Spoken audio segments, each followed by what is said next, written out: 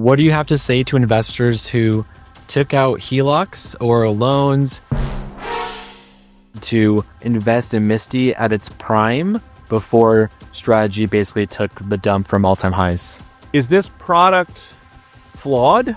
Some of them taking their money out of YieldMax products and buying competitor products that have leverage. Did I give you your own money back? Has YieldMax ETFs in, let's take ULTY for example, ever paid out a portion of an investor's principal back to them in the form of a dividend? ETFs like ULTY and MSTY are seeing negative inflows in recent months. Speaking about like a stock market pullback, stock market crash, recession, is YieldMax afraid of a recession, and should investors be afraid of a recession? On Morningstar for ULTY and MSTY, I've noticed that none of the portfolio managers own a single dollar of ULTY and MSTY. How does YieldMax handle the criticism from your investors saying to stop or address NAV erosion, and that NAV erosion is being seen in a lot of YieldMax products? This video and content is not financial advice. We are not financial advisors. Do your own research. It is for informational and educational purposes only. Investors, welcome a very special guest, Mr. Michael Ko from YieldMax, who is a YieldMax strategist and the latest key spokesperson for YieldMax ETFs. Now in this video, we're going to be going over the performance and the latest updates on popular ETFs by YieldMax like ULTY and MSTY, as well as basically get a whole sense of the whole YieldMax ETF lineup. So I'm going to throw it back to you, Mike, on how are you feeling about being on the channel, as well as the latest performance of YieldMax in general. Well, I'm very pleased to be on the channel. Thank you very much for the opportunity. It's always my pleasure to talk about what's going on. I think it's probably more important to talk about things when they aren't going what we might call swimmingly. So that's when things aren't really, you're not knocking the cover off the ball. People don't tend to have as many concerns or questions when there's outperformance, but when you see periodic underperformance or the markets get choppy, we have a lot of people have deployed assets into the crypto space, for example. That's been pretty hard hit, Bitcoin in particular, and strategy.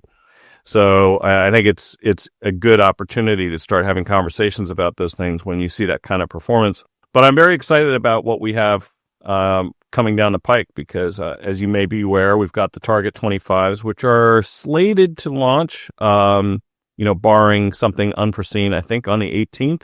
Given the investment performance of the Target 12s, which I think maybe people are less aware of than they are some of the other products, like some of the bigger single stock covered call ETFs, for example, based on the Target 12 performance, I think the Target 25s are probably one of the most exciting things to be introduced, not just by us, but by anybody, frankly.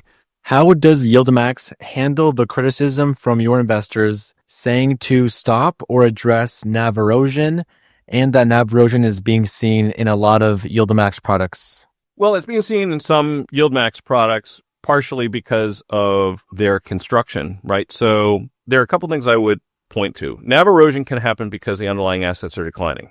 That's true in MSTY. If you have the S&P as an underlying and it falls, the value of the stocks fall.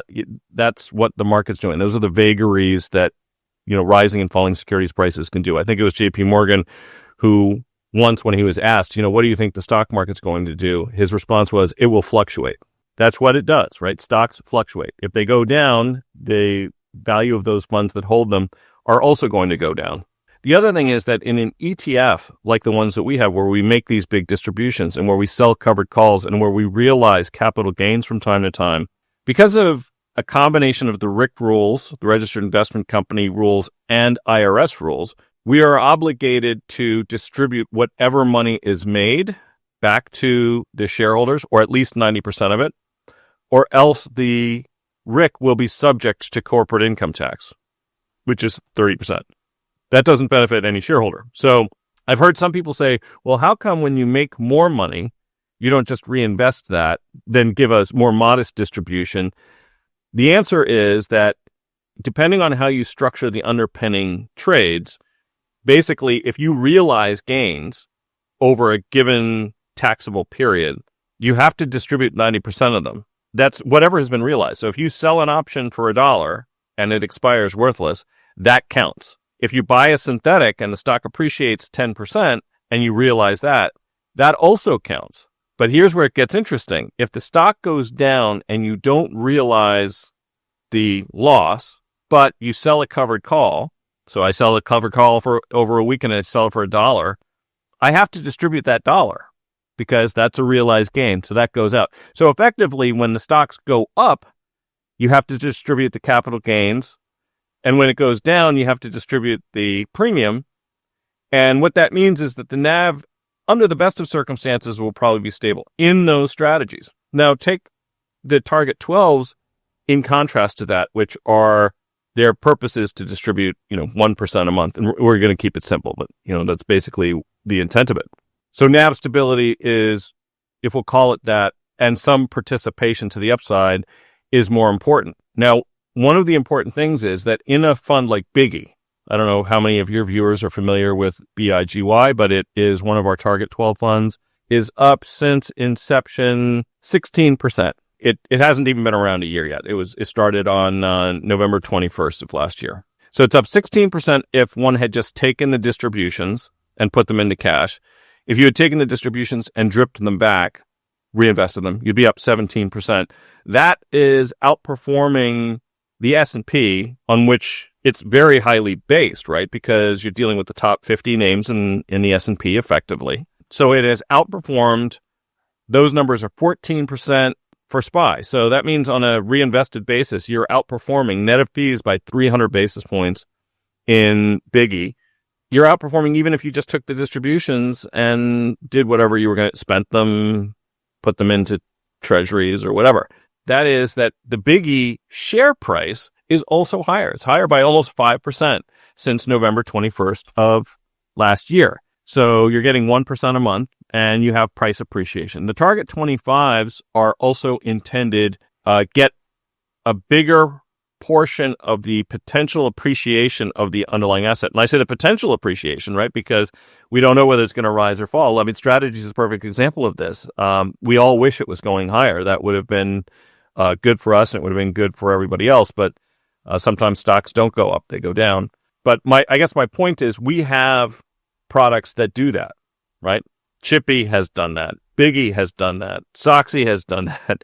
Single stock covered call ETFs, because of their very aggressive distribution nature. I mean, it's in the name, YieldMax, right? So if you build strategy on individual stocks where you're going to give all of the capital gains if you give them as a distribution, or all of the income from the options if you get them, it's going to be a lot harder to get capital appreciation. Now, you will sometimes, but the upside move has to be so pronounced. As we saw in strategy late last year when, strategy more than doubled, Bitcoin more than doubled. So I think that's important. We do have those products. The target 25s I expect them to behave like that. Our target 12s are behaving like that. So it depends. People have different preferences and you can always reinvest. If you want to keep your NAV stable, reinvest more of the dividends. How big of a deal is it from switching to monthly dividends to weekly dividends? We've seen ULTY go from monthly to weekly. Now MSTY is going from not monthly, it's every 4 weeks, I believe, now to weekly income, and the whole single stock cover call lineup by YieldMax. So does this hurt the investor or benefit the investor? It's a frequency issue. The way I like to think about these things is that more frequent the distributions are, the more flexibility the investor has. Because these strategies are selling weekly options anyway, it doesn't have a huge impact on the investment performance of the underlying fund. I mean, remember that from the fund managers and the traders' perspective, they just have a pool of assets and they're trying to manage that by selling covered calls and adjusting those, prices rise and fall. The distribution schedule isn't really top of mind for them. They don't really have to give any thought to that. At the end of a particular period, there's a certain amount of assets, you distribute a certain percentage of those. And in the single stock covered call ETFs, it really isn't, it's not going to have any meaningful impact on the underlying positions or holdings because these are all collateralized, right? So when you look at the holdings of these funds, you have options positions. And of course, the number of options contracts will rise or fall as a function of the total assets within the fund. But the ability to distribute is uninhibited, even as much as it would be if you were just trading the actual common relative to the options, because you're collateralized with treasuries, with short-term cash and equivalents. So there's always, you can make these distributions weekly, or you could do them monthly. It's not going to have a huge impact on the investment performance. The investors, on the other hand, then have a choice. If you're getting more frequent distributions, you can adjust your positions accordingly with greater frequency. So that just gives more flexibility to the shareholders, basically. It doesn't really have a big impact on the investment performance. There's a logistical headache, which is, I'm not going to deny that from the perspective of operations, that more frequent distributions, it's a little bit more work. But bear in mind that because we had those different tranches, we had the A, B, C, and D, before we went from the 4-week schedule to the weeklies, we were always making weekly distributions anyway. So there was always going to be a distribution meeting on Mondays, if it wasn't a holiday, otherwise Tuesdays. We're always going to be making those announcements on Tuesdays and having conversations about them on Wednesday. So is it a huge thing to expand it to the whole lineup, or at least to the lineup as much as we have outside of the target 12s, for example? It's not a huge thing. I think it's generally good for investors to have more flexibility, and that's what this provides. I want you to put your mind in the headspace of a retail ETF income investor. So when you look at the chart all time for a MSTY or an ULTY, and you see the chart with negative returns without income reinvested, think about like how someone would feel, maybe like beginner level investor looking at those charts. What would you tell them when you're looking at those charts and they might not know how YieldMax works and maybe have something of criticism to say? What's the first thing almost every investor does whenever you look at a potential investment where there is a time series of price? You look at a chart. Everybody does it, right? In fact, most financial applications, whether it's Yahoo Finance or CNBC's website or any that you might use, when you put a ticker in, the first thing you get back is a price chart. YieldMax funds, because they pay these distributions, the price doesn't really reflect the value of an investment. It does if you're invested in something like Berkshire, because Berkshire doesn't pay any dividends. And it mostly does if you invest in something like SPY or one of the other S&P proxies, because while they do pay a dividend, those dividends are very small.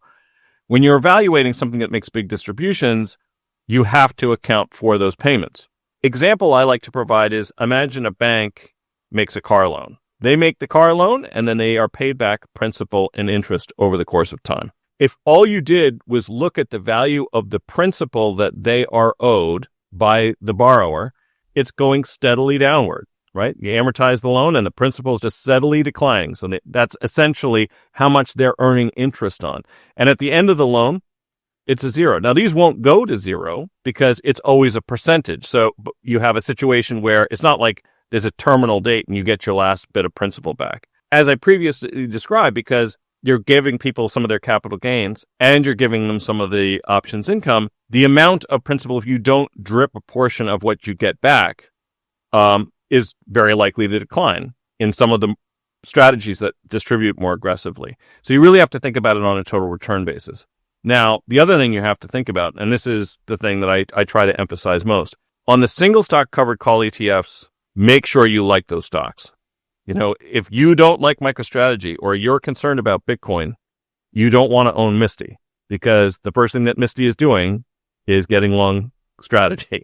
So if those things are in downtrends, it's going to impact those covered calls. The diversified funds, on the other hand, I think speak better to the general strategy of selling covered calls. This is the reason why I like to use BIGY as an example.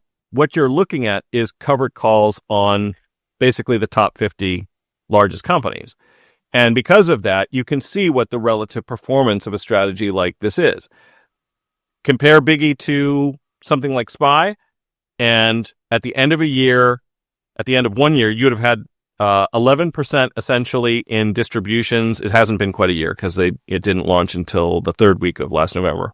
But it's up about 5% in terms of price, the share price, and you've collected 11% in dividends. Your total returns are about 16%.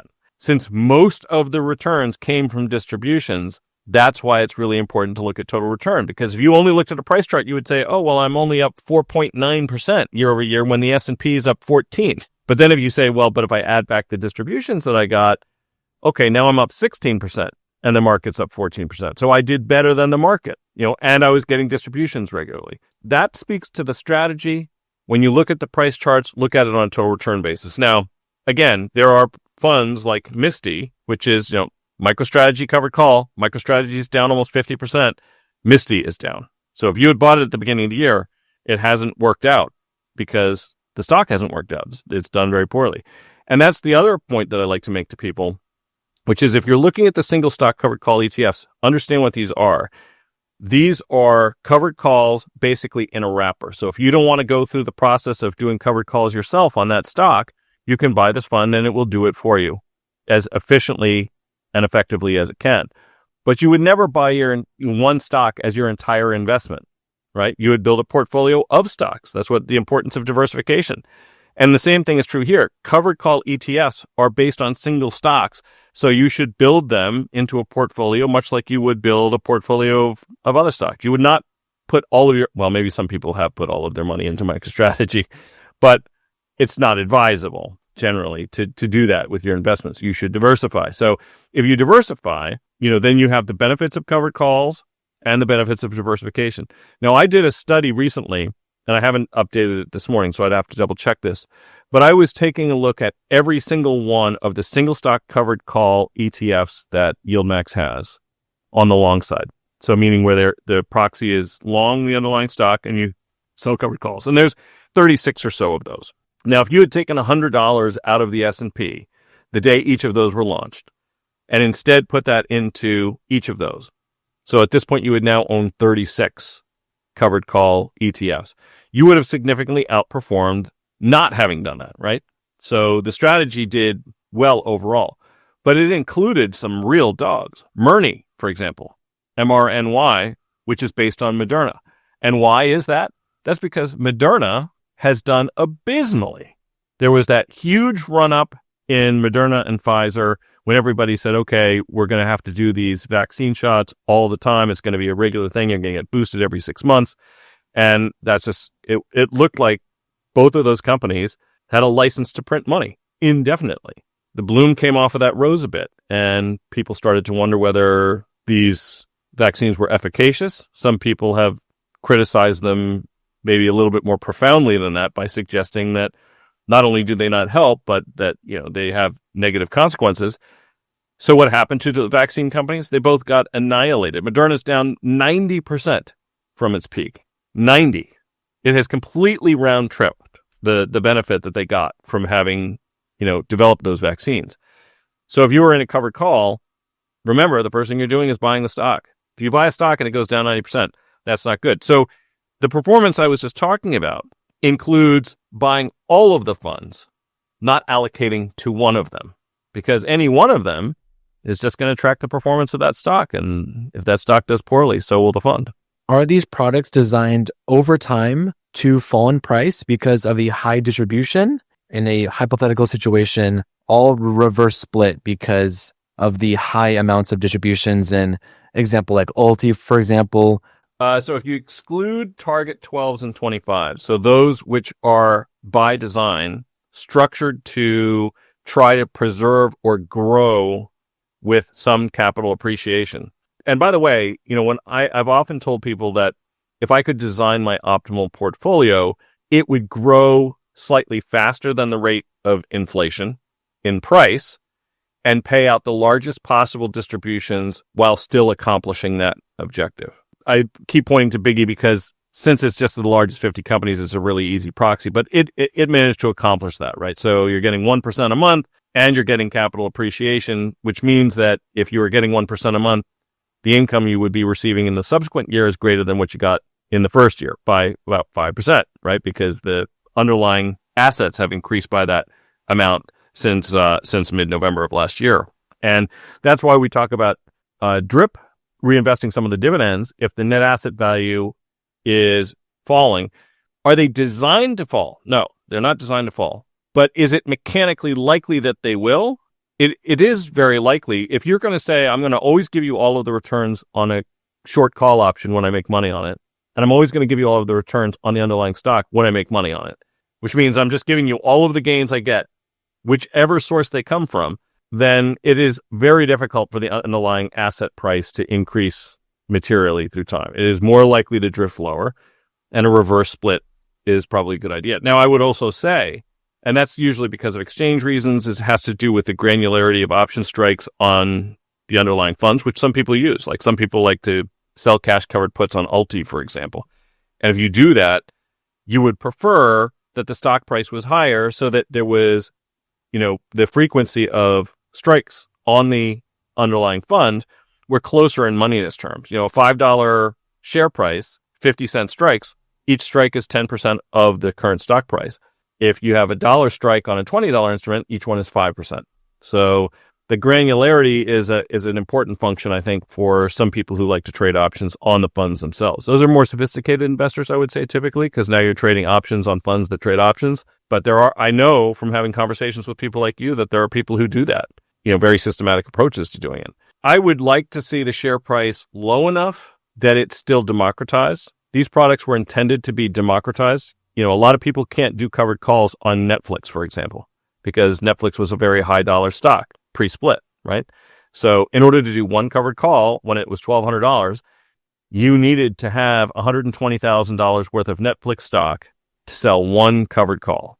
If you assume that most people have a diversified portfolio, maybe you have no more than 5% of your portfolio on a given stock, or even 10. That would mean that if you were going to have 10% in Netflix, you had to have at least 1.2 million deployed to your equity strategies alone. 5%, 2.4 million. There are investors with those sums and larger. You want to have a share price that makes it approachable for people who don't have a $2.5 million portfolio. So that's part of what these funds are intended to do: give access to covered calls and all of these. But you also don't want it so low that it's $2-3, something like that, and the options on that instrument no longer have any efficacy because they're so far away in moneyness terms from the stock price. It also can have impacts on people's maintenance requirements for their brokerage accounts. You can't margin the securities when some house rules won't permit that. And actually, if the price gets low enough, some exchanges don't want to continue to list it. And also, the bid-ask spread. The bid-ask spread on a $5 stock, if the bid to ask on the fund is, call it a penny or two, it's bigger in percentage terms than it is if the stock is 20 and it's also a penny or two. So it raises transaction costs. Are these critical things? Not super critical. You can't ignore them. So I think there's a sweet spot. Sub $50 a share makes it approachable to almost everybody. If the price gets too high, then people can't invest at all. If it gets too low, it has some of the other issues that I just described. So I think splitting, whether it's reverse splitting or splitting, makes sense to sort of make things approachable. And look, we see that with common stocks too. I mean, they will split when the price gets too high. Some will, not Berkshire, but some will. And they will reverse split from time to time as well.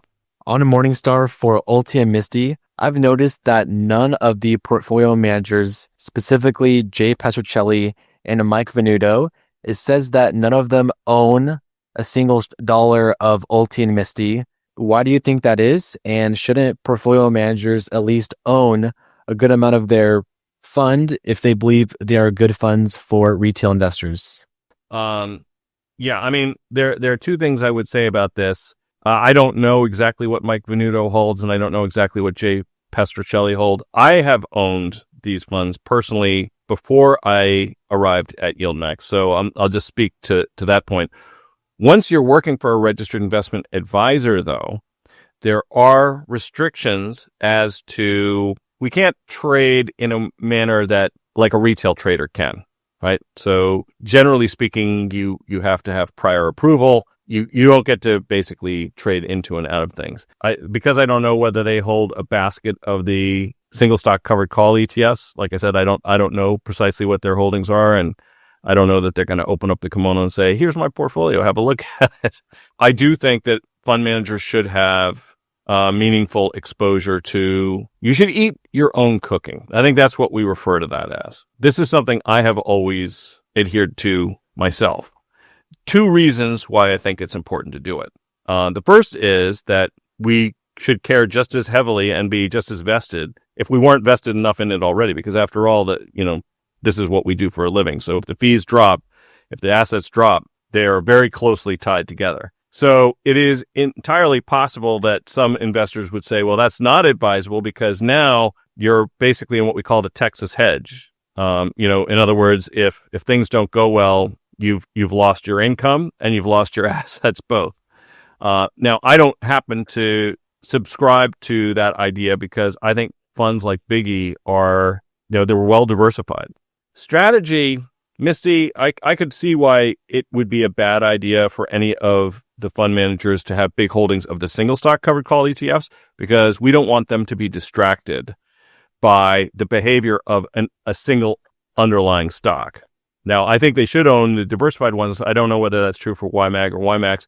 It is also possible, by the way, that they can have exposure to these outside of the funds themselves because they are invested in the strategy, in sort of in a sidecar kind of a manner. And so I don't know that would show up on the disclosures, because effectively what's going to happen is it's kind of tax inefficient. You end up paying fees to yourself to run the same strategy, right? So in other words, if I'm running ULTY strategy in my own portfolio, but I buy it in ULTY, then essentially I'm paying fees to myself only to get taxed on what comes back out the other side. It's a little bit unique in the case of ETFs for this reason. So in the hedge fund world, when I was in the hedge fund world, we were invested in the fund, but we weren't in the same LP. What that meant was that our investments tracked along with our investors. The fee structure was different. We would not pay fees to ourselves and basically then have to pay income taxes on the fees coming back to us. That just doesn't make any sense, right? Nobody would ever do that. I don't know the structure of their portfolios. I do know that they have exposure to these types of strategies and which ones of the funds they're in. And by the way, Tidal Financial Group, 40 funds overall, and YieldMax has 55, soon to be over 60. They can't be invested in all of them. So I'm sure they have exposure somewhere. I don't know exactly what it is. What do you have to say to investors who took out HELOCs or loans, maybe heavy margin, to invest in MSTY at its prime before strategy basically took the dump from all-time highs? Yeah, I don't think using HELOCs to take aggressively bullish or bearish bets on any single stock is a good idea. Combine that with some other kind of margin. One of the things about leverage is that leverage is a double-edged sword. It can work in your benefit significantly, but it can be very painful in the other direction. You borrow and then lever that even further with margin, and you have a 50. If anybody did that, if you bought MicroStrategy at its top or MSTY at the top on a levered basis, strategy's down 50% right now in round numbers. You can't weather that. That's the problem with taking huge amounts of leverage. That if things go poorly, it's not that difficult to lose all your equity. And maybe the best example of this happened during the GFC, because this is effectively what happened to Bear Stearns. This is what happened to Lehman Brothers. Bear Stearns had a balance sheet that was about $450 billion, and they had about $40 billion of net excess capital on the firm's balance sheet. Well, that means that the business was levered more than 10 to 1. And if you're levered by more than 10 to 1, if you are wrong on the value of your assets by just 10%, and that 10% comes out, you've lost everything. A 10% miscalculation, and you're out of business. Lehman Brothers had a $685 billion balance sheet. Same thing. Merrill Lynch, same thing. If you are going to use leverage, and I have used leverage very aggressively in my professional life. If you want to have a sense of how aggressively, in late 99 and 2000, late 99, I have my positions kind of in my mind at the time. At one point, I had probably 40 stocks in my portfolio. One of them, the biggest single holding, was Tyco International, which was a company that later found itself in some distress because the CEO and the CFO, they ultimately ended up going to prison because they were embezzling from the company effectively. But I had maybe 2.2 million shares of that when it was $110 a share, and that was just one of my holdings. Our entire excess capital at that time was about $30 million. Do a little bit of math, and you're going to say, wait a minute, so you're telling me that the value of all of the holdings in your portfolio exceeded $1 billion, and you had about $30 million in capital to trade it? And I would say, yeah, That's right. We didn't go out of business. We didn't go out of business in September 11th. But one of the reasons we didn't go out of business was because we were really watching our risk. I mean, this was something that was an all-day, everyday affair to manage your hedging, to manage your risk. 2001, by the way, was not a good year for us. We lost, I think, 40% of our capital. That was after a couple of very good years. 70%, 140%, and 560% were the returns that we had made in the years leading up to that. So I'm talking about 98, 99, and 2000, and we lost 40% in 2001. We had a lot of leverage. We were dealers. That's a common thing in the securities world. Dealers typically have a lot more leverage. But when you start taking money out of a HELOC, then you put it into a margin account, like a customer portfolio margin account. You are taking on dealer-like leverage, but you are not employing dealer-like risk controls to do that. And even when they do, things can still go badly. Bear Stearns had a very big risk department. Lehman Brothers had a very big risk department. There were people who were in those banks until midnight every night. I know one of them.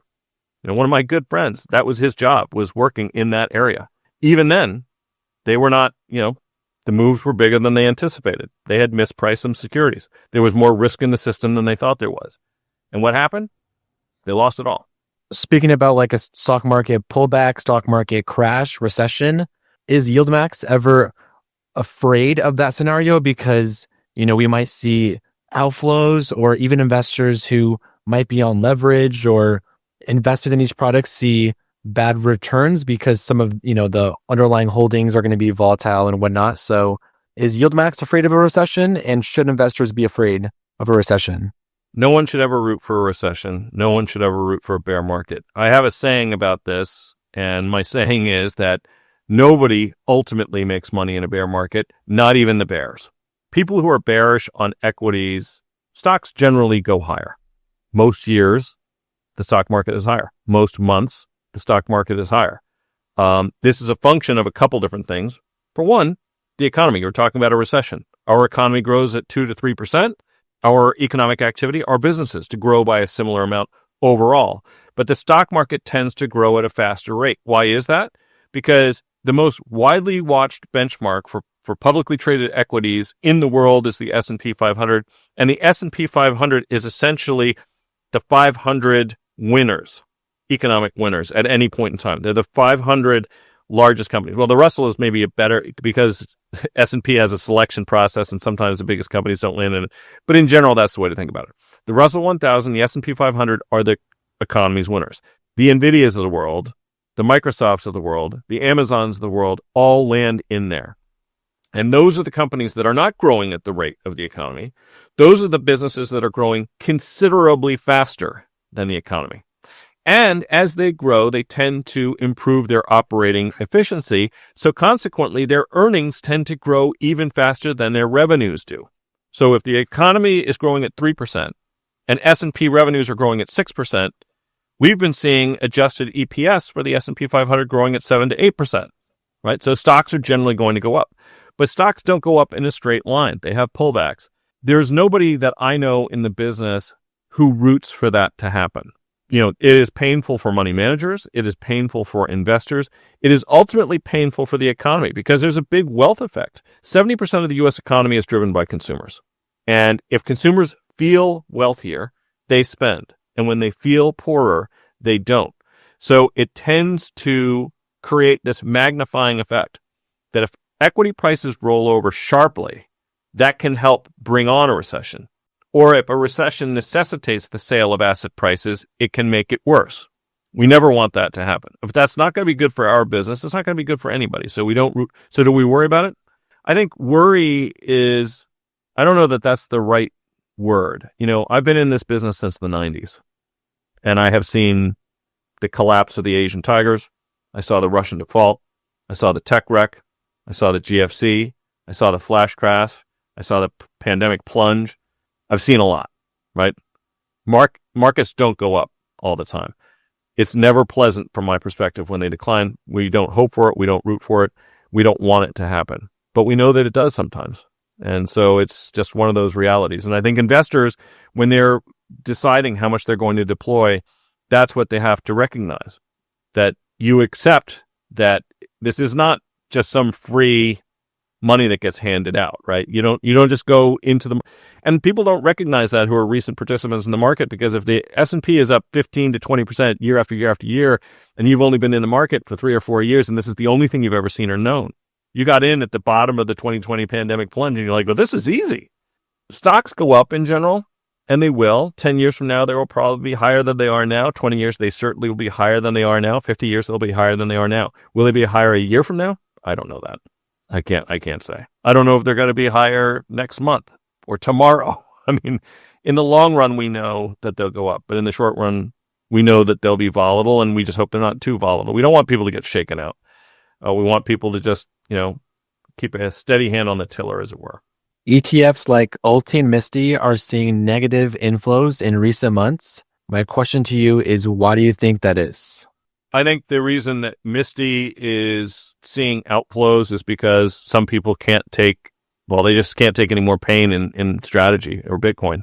The same reason that Bitcoin's going down, same reason that strategy is going down. There's more sellers than buyers. It's an underperforming asset right now.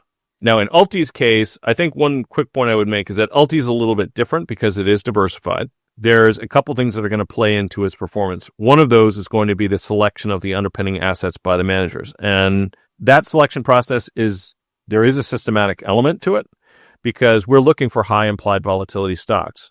Costco might be an appealing company. Procter & Gamble might be an appealing company. Kimberly-Clark might be an appealing company. But selling options on those is not particularly appealing because it doesn't generate much yield to do so. So the universe that they are looking at when they are looking at candidates to be constituents in the ULTY fund is that they have to be big enough, because there's a couple $1 billion in there, right? So you have to have an underlying that's big enough to deploy to. The implied volatility has to be above average. And then you're hoping that you also manage to select stocks that are showing positive momentum. ULTY, by its very nature, because the turnover is going to be relatively high. I mean, it's not like the S&P 500 or Berkshire, where they buy a company with the idea that they're going to hold it forever. Because volatility dynamics change through time, you should expect the constituents to change through time. Sometimes those constituents are going to do better than the market overall, and sometimes they're not. ULTY was outperforming the S&P overall up until relatively recently. So we're just going to go back a couple of months now. Since that time, the constituent stocks in there haven't done quite as well. And I can understand why, people would say, oh, gee, I don't like how this is performing. So they just get out. And a lot of people will do that. A lot of people will say, you know what, I don't like how this is performing. I see red numbers. I just sell.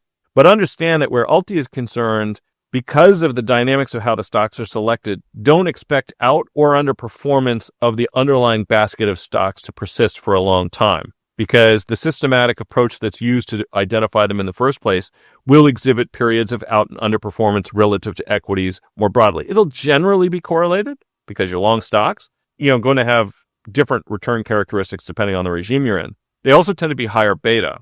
The S&P has, kind of got to this level and hits a new high, and then we have these setbacks and hits a new high. It's not like it's just steadily climbing higher week after week, month after month right now. And I think that that's having a bit of an impact on that relative performance. So when you look at ULTY, the thing you should care about most, look at the underlying holdings. So, I mean, and we just, this is something that's publicly available. You can see this. It's totally transparent. You can go to the website. You can see it. I happen to be looking at it on a Bloomberg right now. So, looks like we reduced positions in Rocket Lab and Robinhood recently, but let's just take a look at the tickers that we have in here. What do we got? So, Bitmine Immersion. What did I say about crypto? Crypto hasn't been doing particularly well. Bitmine Immersion hasn't been doing particularly well as a result. Cypher Mining, Coinbase. So there is some constituents in that fund that are tied to the crypto space, and crypto's been underperforming. So too has ULTY been underperforming as a result. But there are other names in there as well, like Oracle, Netflix is in there, SoFi is in there, SMR, which is the small modular reactor business, NuScale, which people may be aware of. I've often spoken about this, but I usually speak about it in the context of Fluor, which is the procurement, engineering, and construction company, which owns a big chunk of SMR and also happens to be very heavily in the business of commissioning and decommissioning reactors. So that's not as high volatility though, so it's less likely to show up in something like ULTY. So when you look at these things, look at the stocks they hold and say, is this a basket of stocks that I believe in? If you do, then you believe and you believe in selling covered call spreads, because that's effectively what it does, and buying protected put spreads, because that's effectively what it does, then you should like ULTY. Look at the constituent stocks. If you are not crazy about them, or you can't stomach the volatility that they exhibit, then maybe that's not the best one for you. And, in the YieldMax family, I mean, I'm not saying that this is it's not like YieldMax is the only thing people can invest in the world, but we have funds that are performing very well. And the reason they're doing so is because they have different underlying stocks. BIGY, Chippy, SOXY. Chippy, obviously, has been in the best possible place to be just since April. So this was launched on the beginning of April, and its total returns are 51% if you had just simply taken the distributions. The price is up 24%, and if you'd reinvest in the security, it's up 56%. Why is that? Is that because the YieldMax strategy is different in one fund than another? No, it's because the underlying stocks are different in one fund versus another. So the first thing you should do is say, I want to be in equities, and I like these equities. And if that's true, then that's probably the place for you. Has YieldMax ETFs in, let's take ULTY for example, ever paid out a portion of an investor's principal back to them in the form of a dividend? Okay, so what you are getting is a portion of the net asset value of the fund. Let me give it a really simple example so that people can understand what the distribution is. If I buy a stock for $100 and I sell a 2% out of the money call for $2, and a week later the stock is 90, so that means that the value of the fund has declined by 10%, and I distribute the $2 I collected from selling the covered call. How much is left in the fund? $88. Okay, so you gave me $100 in the first week. You have $88 in there a week later. This is like the worst possible outcome.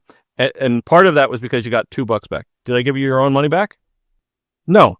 I collected $2 from selling the covered call, and I handed that back to you. You also owned $100 worth of stock, which are now $88 or whatever it is, right?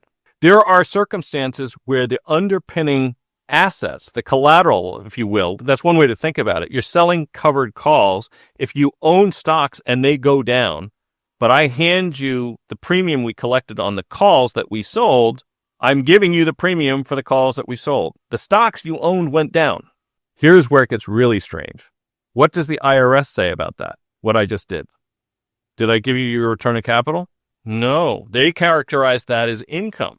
That is income because I sold the call for $2 and it went out worthless. So that's income.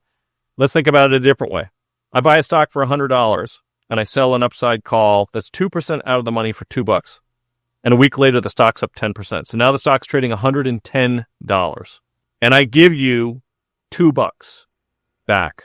Has the net asset value of the fund, of the underpinning assets, risen or fallen net of my having given you the $2? Well, first of all, we know that I had participation up to the $2 out of the money strike I sold. So I made $2 on my stock. Thereafter, I gave away the upside because I sold the call, but I also collected $2. So my maximum gain over the week was 4%. In order to close out that short call, I had to buy it back. The stock's 110. I sold it for $2. Its intrinsic value at the end of the following week is now $8. That's a loss of $6. So I have a realized $6 loss now. I didn't actually lose money. I made money. The stock went up. That was a good thing for me. If I pay you $2, how does the IRS treat the money I gave you? Is that income? We made money. Or is it return of capital? It's return of capital. The reason is because if I still hold the stock and I haven't realized the gain, you may not make a distribution and characterize it as income unless it has been realized. So that actually is considered a return of capital. Don't talk to me. Talk to the IRS, right? That's how they do it. The important thing to understand is that when people look at return of capital, and you mentioned Morningstar, and Jeffrey Patek, he's a senior managing director over there. I've spoken to him a couple of times, and he's written about YieldMax products, not always so favorably, it has to be said. But this is an issue. There are two things that go on in these products that some people really struggle with. The first is they're kind of tax related in a way. The first is that the RIC rules require us to distribute gains from whatever source. If we make interest on the bonds we hold, well, it's not really bonds because these are short-term treasuries, right? So it's basically cash equivalents. So we make interest on the cash balances, the collateral that we hold in these funds. And we can't hold on to that because if we don't distribute at least 90% of it, that gets taxed. So we got to give it.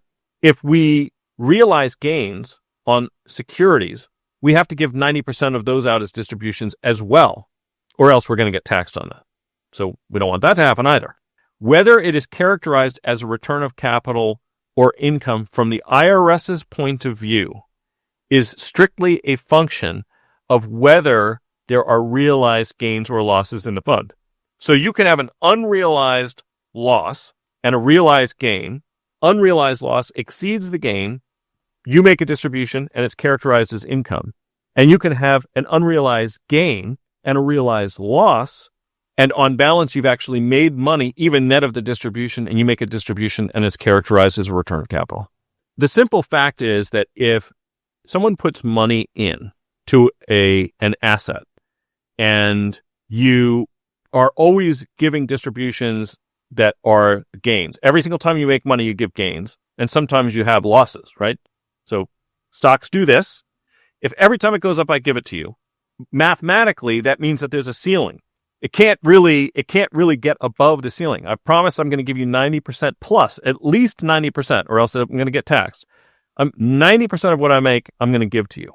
And every single time I make a little bit of money. So what's going to happen is it hits this, and then I give it to you, and that ceiling can ultimately go down. So this is why people have to focus on total returns, because the dynamics of these types of strategies, they're not complicated, but there's a little bit of nuance. You need to understand that the return of capital characterization is just that. It's not returning people's principal back if the price of an underlying asset declines necessarily.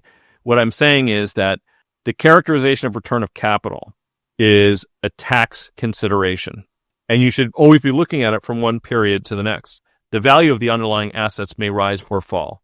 And if they fall, but you have a realized gain and you get it back as income, people think, oh, this is coming back as income because the 19A-1 says that. And if the underpinning assets rise, but you have an unrealized gain and a realized loss, then it comes back as a return of capital. Focus on the total returns. That is what matters. And they won't always be positive. You're dealing with stocks, after all, underneath. There's a tendency for people to latch on to this concept in particular, and they treat it like some light bulb went off, like, aha, see, this one was a return of capital, therefore. No, it's not quite like that. And by the way, the 1981s are estimates. We're always trying to sort of estimate where we are, but that can get thrown into a loop as well. Strategy was a perfect example of that late last year. Bitcoin took off, strategy took off, and all of a sudden people were complaining because they said, you guys were estimating return of capital of X, Y, and Z all throughout the year, and then all of a sudden the end of the year comes along, it's all characterized as income. There's basically a look, you look back because then you true up for the whole year. It's only once the end of the period is known that you know how much of it truly is return of capital versus income from an IRS point of view. At that point, people are saying, well, you said all along it was going to be this other number. But, again, the volatility of the underlying assets can make these things change somewhat. I don't want to make it sound like it's too complicated, but let's bear in mind that it is a little bit more complicated. One of the reasons that YieldMax exists is because selling covered calls is logistically a little more challenging than just buying and holding a stock, not just because you're trading it, and you are, so there's all of this trading activity that goes on. Would it be easier if we as fund managers were given a freer hand to establish if, when, and how we made distributions, with the benefit of knowing, okay, within this tax period, this is how it all turned out. So how much do we want to hand back? And that would be a whole lot easier. But unfortunately, that's not up to us. It's not even up to us, how and if and when you realize certain gains and losses too. In the case of MSTY last year, the combo, which is the synthetic proxy for the underlying stock, it appreciated so much that the calls had to be sold because now we were getting into concentration issues, right? We had to roll that combo because MSTY had doubled. All of a sudden you had too much concentration in a couple of securities. So you had to adjust that. And of course, options expire, so you're contending with the fact that there's, a mature, an end date to all of these things, and they have to be adjusted when that day comes, if you haven't done so already. Yeah. I mean, I wish I could say it's super easy, so easy that, you could just put your hands in front of your eyes and everything would just turn out the way you want it to, but it isn't quite like that. Where I would leave people on this whole issue is this. Selling covered calls is a form of being in the insurance business. Options are insurance on stocks. When you decide that you're going to sell options, you have become essentially the house. You're the insurer. Sometimes that doesn't work out so great, but in the long run, it tends to, right? Because there's what we call the volatility risk premium. That is that options prices over a long period of time tend to be more expensive than the volatility of the underlying stocks suggests that they should be. Just like your car insurance is more expensive than the value you expect to get from it. That's what this is. We're in the insurance business. And sometimes it's good, sometimes it's bad. And if you're insuring MicroStrategy, well, that's not great. We can see how that turns out. We wish that hadn't happened. We sold insurance on that car and they didn't total it. They did $20,000 worth of damage to a $40,000 car in MicroStrategy's case. In Moderna's case, arguably it is totaled, right? Bought a $100,000 car and now it's worth 10. That's not great. How do you think the YieldMax team feels about their investors, some of them taking their money out of YieldMax products and buying competitor products that have leverage, and most of them actually are leveraged income versions of YieldMax products? Yeah, so I think we can safely say we know how Mike Venuto feels about it. He's not very enamored of people going into levered products. And the interesting thing is, for the same reason we say don't go out and buy, use a HELOC and use massive amounts of margin, these products are embedding margin into the product itself. Now, in some cases, they're not selling covered calls. There are funds, they'll go unnamed. I'm not trying to disparage anybody's products. I always say this. I think every investment strategy, or most investment strategies, have their time and place, and there are merits to one or the other. Let me give a simple example. If I bought a stock with 25% leverage, so I have $100 and I buy $125 worth of stock, and I use this as a fund, and I say, okay, every single time the stock goes up, so I have a gain, I'll take my gain over that course of that week, and I'll hand it back as a distribution. So if it's up 1% in a week, then my fund will be up 1.25% in a week, and I'll hand back the 1.25. Is this product flawed? Well, I mean, I think that depends. Some people maybe some people want to have access to leverage and they can't actually deploy it themselves. If you could buy this in a self-directed IRA, you can't use leverage in an IRA, but sometimes you can buy levered ETFs. There is utility. I'm not going to say that there's never any utility to it. Is it the same thing as selling a covered call? No, it is not. So you can have two funds that can generate the same returns and do it a different way. In a different circumstance, your fund is running the leverage strategy I just described, and mine is just buying the stock and selling a covered call. Let's do the same exercise.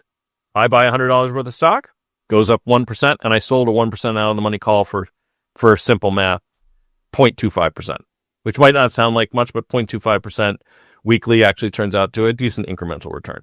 And then I'm competing with you, your levered fund. At the end of the week, I distribute the 1% gain and the 0.25% I got for selling the covered call. And the levered fund does the exact same thing. So in this example, we both gave the same distribution and we both had the same gain. But what if there was a decline of 1% over that week? I collected 0.25% for selling the covered call. My fund's going to be down 75 basis points. What's yours going to be down? 1.25%. So I'm going to outperform now by 50 basis points because one, I'm not levered, and two, I collected premium. Mike Venuto's point when he criticizes strategies like this is to say they aren't competitors. They're not doing the same thing as us. It's not as simple as that. Okay, I'm saying your strategy is fine in some circumstances. If the market goes up 10%, you win. In a week, if the market goes up 10% in this analysis, leverage works great. And if it goes down 10%, it's a lot less great. Are YieldMax ETFs specifically designed for retail investors and not institutions? Because to my knowledge, some of the best products out there that are income focused are designed for both institutional investors as well as retail investors. I would say that the covered call ETFs are principally a retail focused product because it is intended to democratize a strategy that is difficult to implement for most self-directed investors. When I was at the hedge fund, for example, would I have been using covered call ETFs? Probably not, because, well, first of all, we had billions of dollars, so we didn't need $120,000 to do one covered call, and Netflix was not an issue. In fact, we were required by our LP to invest at least 50 basis points of the fund's asset in any individual trade because they didn't want people getting distracted by rinky-dink trades. So that means, by definition, we had to put at least $25 million to work in any individual stock, full stop. If you didn't have at least $25 million deployed, you couldn't do it. So we didn't need to do that. Plus, we had an investment team. We had 55 people in that office working on this all day, every day. And when I say all day, every day, I mean, this was like an 80-hour-a-week kind of a place. So, I mean, it was all we ever did was live, breathe, and eat the book. It's not really designed for somebody like that. Is a product like the Target 12, like a BIGY or something like that, institutional quality? Well, sure, because there are different types of institutions. What would be an example of an institution that should be looking at something like this? Well, the kinds of institutions that have regular distributions to make would be a really good example, particularly those that don't have taxes to pay. What would be an example? Pensions, endowments, and trusts. Could they look at a product like that as a proxy for their equity portfolio or a hybrid? Surely. It is wholly appropriate for them. It is liquid enough. It trades like a stock. It pays regular distributions. So if they invest in the S&P and they make regular distributions to their beneficiaries, does a fund like that make sense? It's not my opinion to say so. It outperformed the S&P, and it made big distributions. It was a better product. It was better than SPY. Yes, is the very simple and short answer. So it depends on which product you're looking at. We've got 55 soon to be more than 60.